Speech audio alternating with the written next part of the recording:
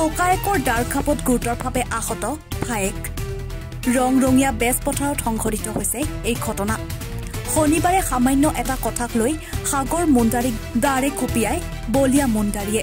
গুৰুতৰভাৱে আহত সাগৰ মুণ্ডাৰী চিকিৎসাধীন হোৱাৰ লগতে শৰীৰত 18টা চিলাই পৰে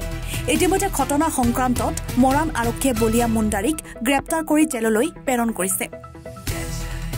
দেউতাই কোৱা মতে এই গৰুহাল বিচাৰি তো ঘৰৰ ফালৰ পৰা আনিছিলে ড্ৰাইভাৰৰ ফালৰ পৰা তো এই আগফালৰ পৰা আগুটি ধৰিছিলে সিহঁতক চোতাল দি আহিব দিয়া নাছিলে সেইকাৰণে আৰু কিবা কিবি আগৰ পৰা বকি আছিলে এই বকি থকাৰ কাৰণে দেউতাই খঙাই আছিলে গৰু বিচাৰি বিচাৰি এই দেউতাই খং উঠিলে আৰু মাৰিলে দাহে পিঠিত মাৰিছে এইবিলাকৰ মাথাত লাগিছে তাৰ দুটা আমাৰ দাইক খুৰাক সাগৰ মুণ্ডাৰী দেউতাৰ নাম কি বইলা মুণ্ডাৰী খুৰা এতিয়া ঘৰতে আছে হস্পিটেল গৈছিলে কিমান চিলাই কৰিছে চিলাই কোৱা মতে 27টা কৰিছে তিনি ঘাপ মাৰিলে আগততো কোনো কাজিয়া নাই আগত হৈছিলে এনেকুৱা মৰামৰি সেইটোৱে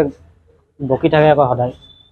গধূলি বকিয়ে থাকে আৰু কিমান শুনিব শুনি সহ্য কৰিব নোৱাৰিলে সেইদিনাখন মুখতে বকি আছিলে সেইকাৰণে মাৰিলে তেওঁ গৰু বিচাৰি যাওঁতে হাতত দা লৈ আছিলে দাখন কামলৈ গৈ থাকে নাই সেইকাৰণে দাখন আছিলে হাতত মৰাণৰ পৰা ৰাজু মিশ্ৰাৰ ৰিপৰ্ট NF24